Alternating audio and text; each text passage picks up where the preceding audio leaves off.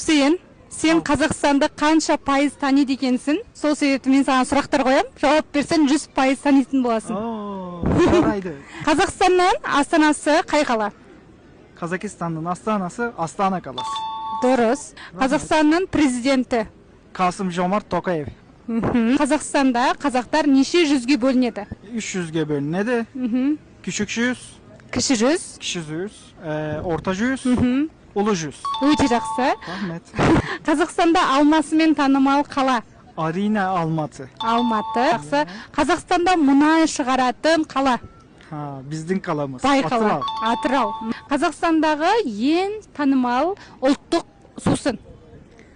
Қымыз және шубат. Керемет.